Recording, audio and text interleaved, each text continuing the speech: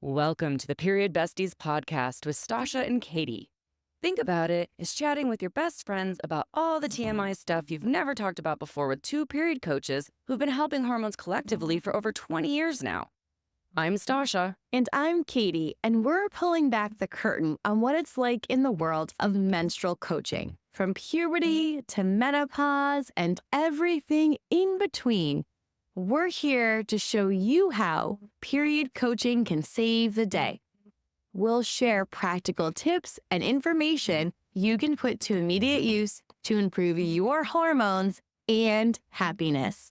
We're removing the mystery, ending the taboo, and shining a light on just how powerful period coaching can be. So whether you need period coaching or are considering becoming a period coach yourself, these episodes are going to help you. We'll share stories, coach live on air, and bring smart, savvy guests to share their wisdom too. Let's start today's episode. Welcome back, Period Besties. We have a fun episode for you all today. The holidays are quickly approaching. I cannot believe it is November. I don't know about you all, but this year was the fastest year of my life. My boys are going to be 5 in April. I can't even believe it. And it's the season of lots of social events, lots of holiday parties, and a lot of times we don't feel great because we're drinking more, we're going out more, we're sleeping less. Plus, let's face it, how much motivation do you have when it's dark and cold out? It's very hard. Every night after dinner, we're like, okay, we have a little pep talk. We're going to go for a walk. We bundle up, we go outside. And today we're going to share with you 5 tips to help you, because January is typically the month of the year where we have our worst period, because let's face it, the holidays start at Halloween. There's candy everywhere. So for months, we might not be nourishing our hormones as well. We might be eating more sugar, drinking a little bit more, all those things. So listen up today. So hopefully come January, you're not having massive cramps, that PMS, and then you can ease into the new year a little bit better. So welcome to our holiday episode. Yes, such a good point. I definitely have to admit, January and February, especially on the years where I decide that January is not going to be the month that I rein it back in. And then I don't have a great January or a great February period because I don't rein myself in January. And it's funny how it comes up every year over and over and over again that January, maybe February are those 2 worst periods of the year. And it's so true. So Katie and I brainstormed the 5 mistakes that we tend to make over the holiday season that contribute to that worst period in January. And number 1 is 'tis the season to drink more. And we're all guilty of it. And it's totally understandable. It's tough to go to the work holiday party, maybe your friend or spouse's work holiday party, to all of these neighborhood events. And then you end up with more glasses of wine, or maybe you drink the same amount, but now you have more events. So it just compounds over these kind of October, November, December months, leading to a culmination at New Year's Eve, where we're up far too late, drinking far too much. And it's a tough one. So it's definitely one where you really want to make sure that you're not overindulging over and over and over and over again, because that alcohol is taking up all of your liver's work, right? Your liver is what processes out your hormones, like excess estrogen, those things that can give you a bad period. And unfortunately, when we're drinking alcohol, your liver has to take that out, right? Technically, it's poison. So its top priority is to get the alcohol out of your system first and not worry about your hormones.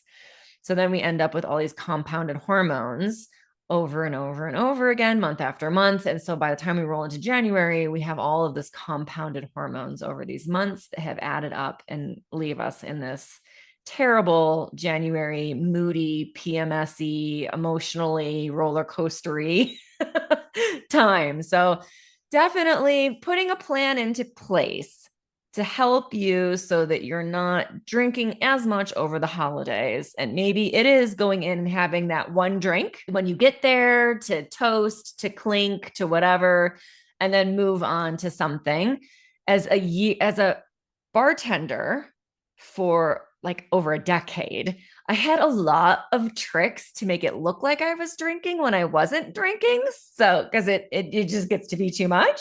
And one of my favorites is to have a quote unquote vodka soda, where you just have a soda water with like maybe a splash of cranberry or a squeeze of lime. And then when you're walking around, everyone just kind of assumes that you have a vodka soda in there. In reality, you're just drinking a soda water. So if you feel like the peer pressure is getting you and you need a little like, oh, I don't want to look like I'm a teetotaler over here, but I want to rein it in a little bit. One of my favorites is the vodka-less soda.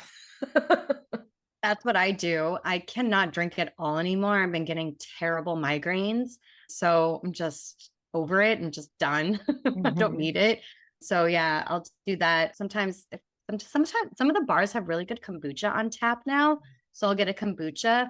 But yeah, the soda water with lime, it's very refreshing. And sometimes you just don't know what to do with your hands. So it's nice just to hold something as you're walking and around and socializing.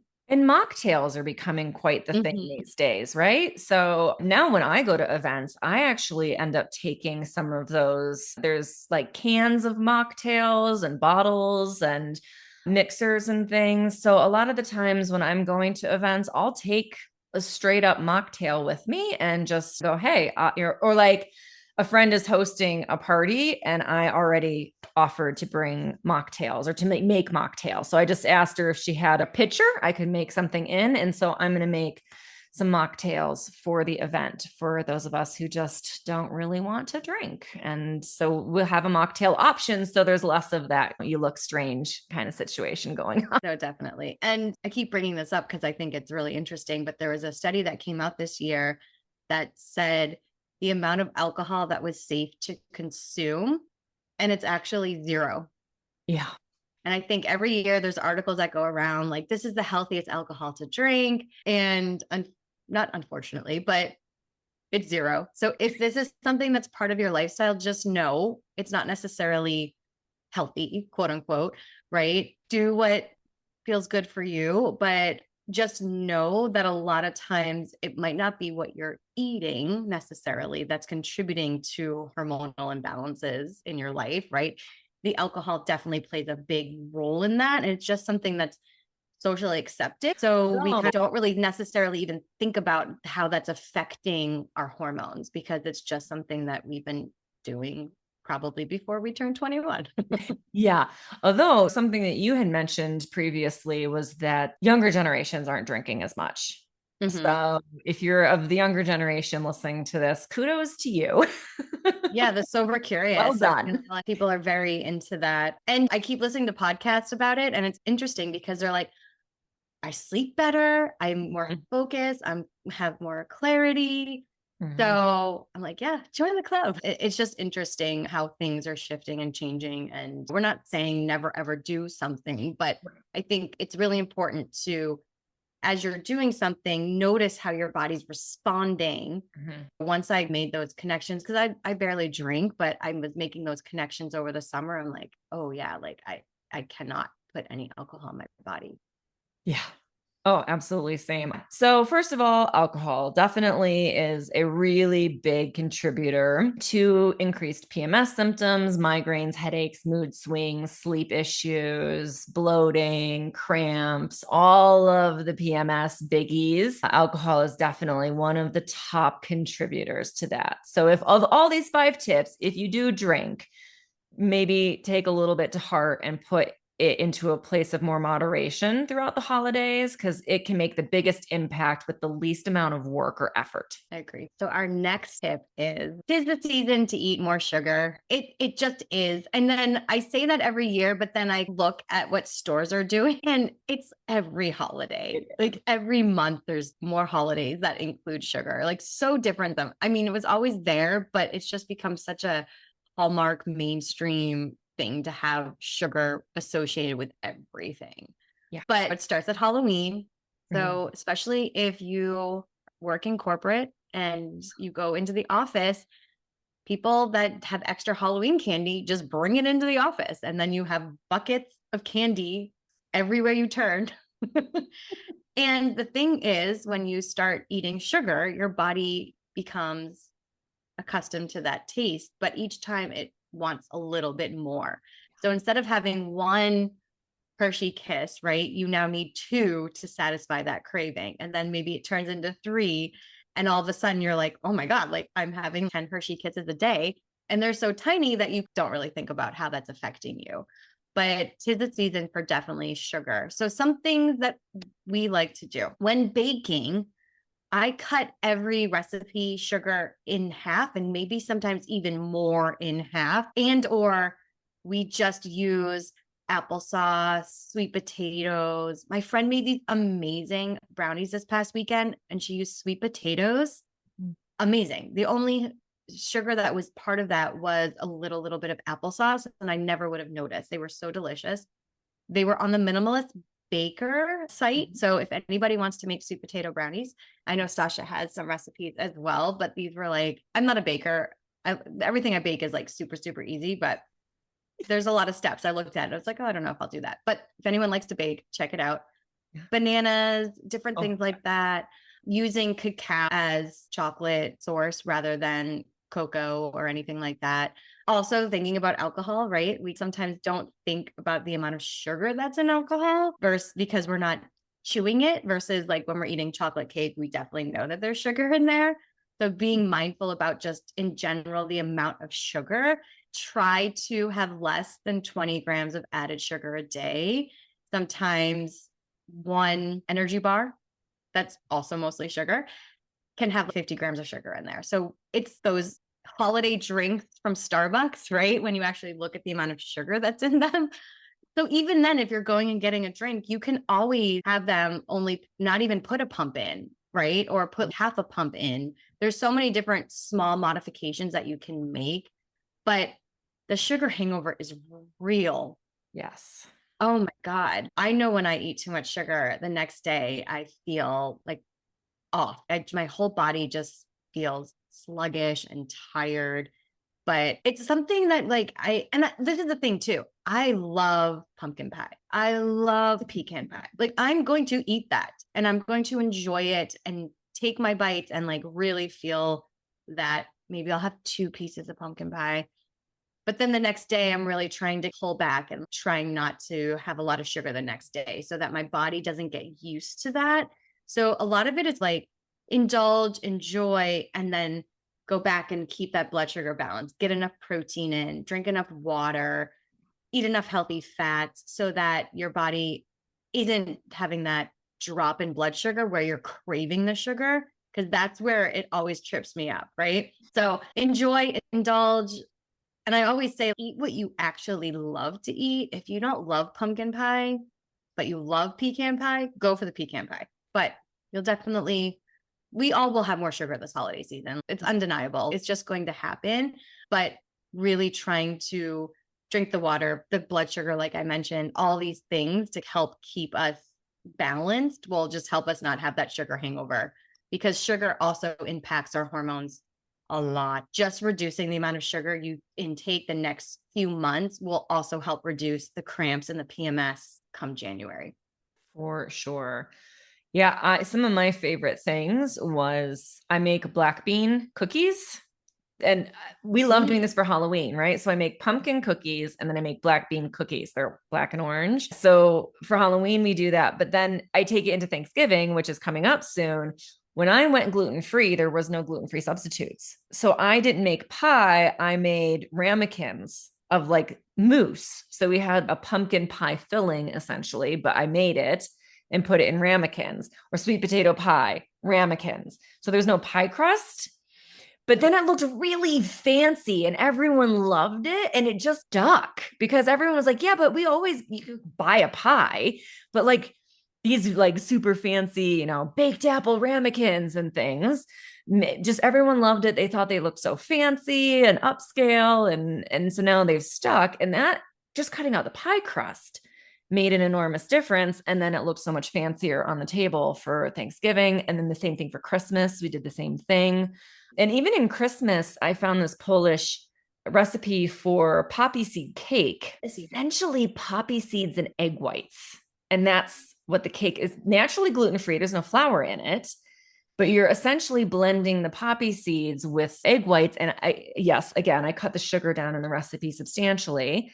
And it's become actually New Year's Eve. We decided to make it one year because it was like a black cake. And we're like, yeah, it's that black and gold New Year's Eve holiday, right? So we were like, oh, we'll make that for New Year's Eve. So we've essentially over the years taken all of the holiday desserts and twisted them so that they seem like they're fancier and more indulgent and more upscale. But the reality of the situation is we were taking out a lot of the sugar, taking out a lot of the simple carbs like flour, right? The pie crust is, even if it's a sugar-free pie crust, it's still simple carbs, which is sugar.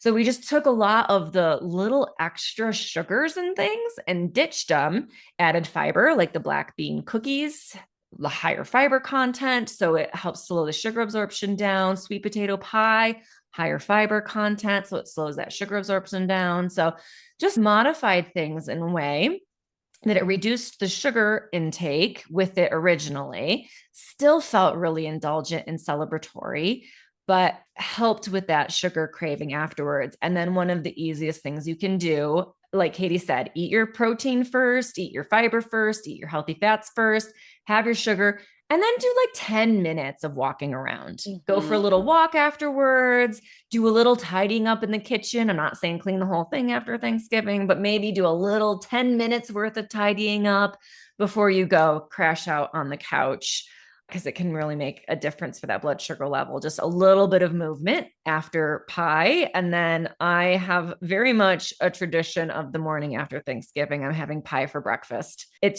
is what's going to happen. I've managed to make it so it's not every holiday. It's just the Thanksgiving holiday for a little slice of pie for breakfast the next morning as like a little treat to myself, because I'm the cook and I love cooking Thanksgiving. I love cooking the Christmas meals. I mean, I absolutely adore doing all of that cooking, but that's like my reward. But I will admit that in the last few years, I have had a little bit of protein first, maybe just a little couple snips off of the turkey, and then have my coffee and pie for breakfast. So I can still have my like little reward, but also mitigate that blood sugar level. That's smart. I like that. So of course, this means lots of parties, right? Tip number 3, 'tis the season to party more. We definitely party far more in these holiday times. Friends, families, events, even just Chris and I at home will make much more fun, indulgent meals because it's the holidays and it just feels fun and good. But keep in mind, that's going to affect everything. So if you're going out, maybe you're staying up past your bedtime, maybe you're hanging out with people who raise your cortisol levels. Maybe you're having to go to family events that you don't want to necessarily because they're people who push your boundaries and you're not thrilled with them. So just keep in mind that as you're going to these events, going to the office party can be stressful. Going to a spouse's office party can be even more stressful. There's all of these added stresses to all of the parties that are going on. So pick your invitations, say yes, say no, leave early, set yourself up for if you need to bounce, what's your code word? I'm going to rub my right eyebrow 3 times when I'm ready to go, whatever it is. But make sure that you set yourself up so that you can go to the things you need to go to, right? I know for a lot of people, those corporate events, they're not mandatory, but they are. They really are. You have to go do them if you want any chance of moving forward. Even in the dance world, if you didn't hang out with the resident choreographer, you weren't going to get roles. So sometimes you do have to go do stuff that you don't want to do. Totally get that. But have a plan for what you're going to do afterwards. What's the self-care? Are you going to come home and take a hot bath? Are you going to do a little castor oil pack? Are you going to do a foot massage? What are you going to do to help lower those cortisol levels, help get you back on track. And then what's the next day's recovery? Just like Katie was talking about with the sugar and reining it in the next day so that you're not continuing that sugar craving cycle. You're going to feel a little bit worn out the next day. What's that self-care going to look like? Do you need to take a little bit of time off? Do you need to just make sure that you have a really quiet evening at home? What's that self-care recovery going to look like so that you can get those cortisol levels post-party back into your regular time? So whatever the party is, good or bad, make sure that you've got a plan to come home, unwind, relax, and then recover the next day. I love that. And something else to think about, right? If you're charting and tracking your cycle, you will definitely feel more social in the first phase of your cycle, right? And then as you're heading into that deep luteal, you probably will not want to be social. There might be certain things that you feel like you are obligated to go to. So maybe that's the party you leave early at, right? You make sure you're eating well throughout the day. You have that self-care in practice for the evening and the next day. But if you're trying to meet up with friends to celebrate and have a holiday celebration dinner, just know where on the calendar that is, and maybe you want to move that, right? There's certain things you can move to support your hormones and your cycle a little bit better too. I've definitely gotten much better at that. And just being like, let's just pick another night. How about this night instead, right? You don't even have to tell them why, but it's just like, oh, I have something already that night. What about this? Just so that I don't know about you, but like the day before my period, the last thing I want to do is leave my house. Yeah. So yeah. I always say, let me check my calendar. Yeah. That means my chart. Let me go check my chart and see what phase I'm going to be in. And then I'll get back to you as to whether I'm available or not. And that leads us to the next, right? 'Tis the season to feel a little bit more FOMO, right? There's so much going on, and it's okay to say no and have boundaries. Something that I always like to do is, thank you so much for the invite. Let me check my calendar. Let me check my charting, and I'll get back to you before I say yes. And even if you say yes, it's also okay to be like, hey, listen, like, I'm just not feeling great today. I'm going to pass tonight. There's always going to be another party, another event, another thing to do. So just be really mindful that you're taking care of yourself this holiday season. I get it. I'm already wanting to do so much with the boys and all this and trying to wheel it in and just picking the top things I want to do so that we're not all exhausted come January 3rd, right? That happens every year. I do not want to burn out this year. I want to have fun, but also not overdo it. We're also moving the beginning of the month in December. So just trying to take it easy, but just know it's okay to have boundaries, but you probably will feel that FOMO so much more the holiday season. Yeah, I am the queen of showing up late and Irish goodbye. In fact, in my 20s, I had a whole friend group that called me disappearing girl because I would just peace out when I was done. That's awesome. I'm trying to get my husband to leave. He always wants to be the last one. And I'm like, I'm done. I'm ready to go. And then I end up staying and I'm like, no, I'm so tired. I want to go home.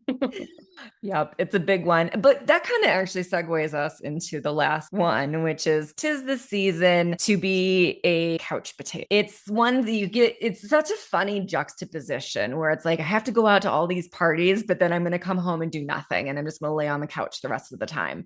When in the reality is we can't abandon our workouts or out hikes or walks or whatever it is that we do to feel better, or meditation. We were just talking about that here at the house because there's been a lot of stress and things going on. And we were just talking like, when was the last time we really sat down and meditated? Like spent some time, not just like falling asleep in bed, doing some chi cycling, but really legitimately sat down and just did some meditation. So whatever it is for you, Tai Chi, that's of course something that we do, as Chris is a Tai Chi teacher. So we do Tai Chi 3 days a week, but around the holidays, it gets real easy to be like, oh, I'm not going to make it to class today.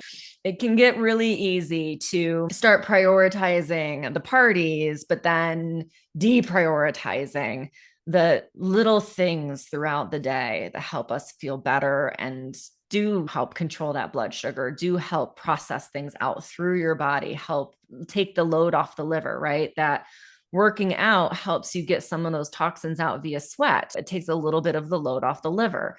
So there's all of these things that you can absolutely start slipping on as it gets darker and colder, and it's harder to rally to go do things that are actually healthy for you. But it is the season of the couch potato. And while I am a big fan of couch potatoing as needed, you also do need to pry yourself up off that couch and go do those things to take care of yourself. Cook that homemade meal in between parties so you've got something healthy to eat. Take that walk, do that weightlifting, do that meditation, whatever it is that works for you, but make sure you're not letting your self-care go in this time period. I love that, especially because we are meant to hibernate this time of the year, right? So it feels hard because we are supposed to be hibernating, right? There's less light, shorter days. We want to go to bed earlier. Like we need more sleep this time of the year. And then this is the time of the year where it is the busiest.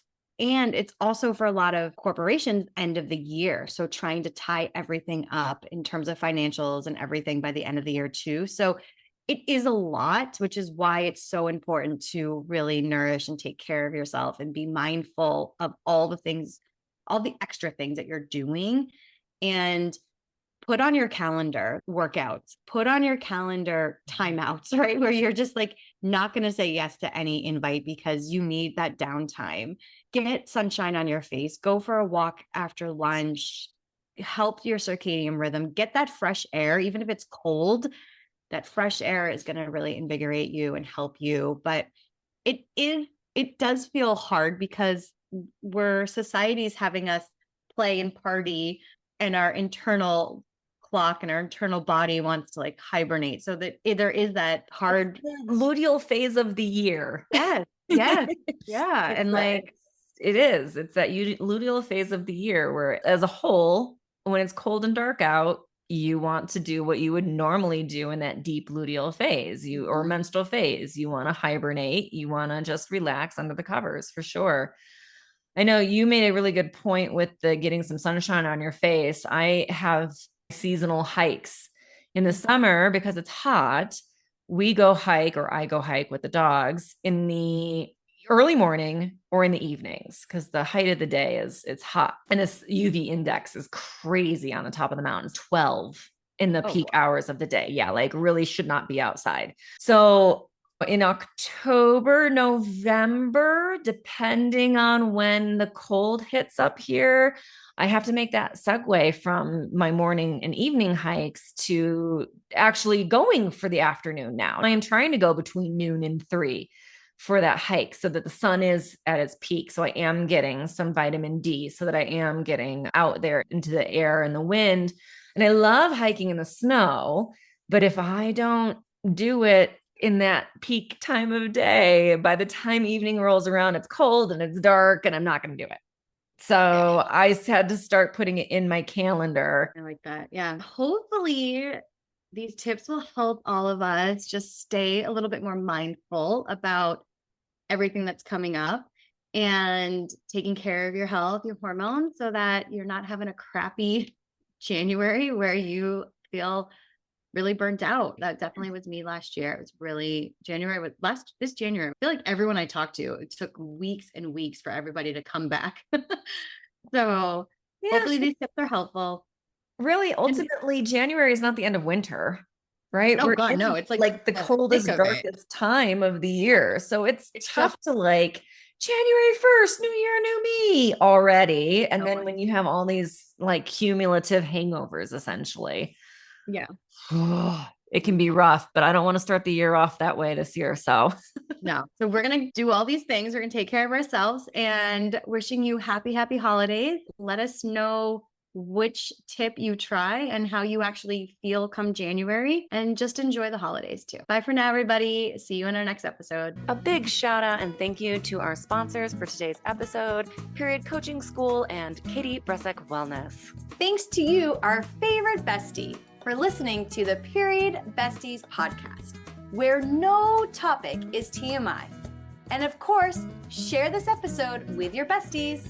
Remember to leave us a 5-star review, nothing less than the best for us besties, and subscribe wherever you listen to podcasts. You can follow us on Instagram at Stasha Washburn and at Katie Bresak, or email us at periodbestiespodcast@gmail.com. Check out more about us at katiebresak.com and periodcoachingschool.com. And of course, check the show notes for free goodies and extras that support this episode. We'll see you on the next episode. Bye for now, besties.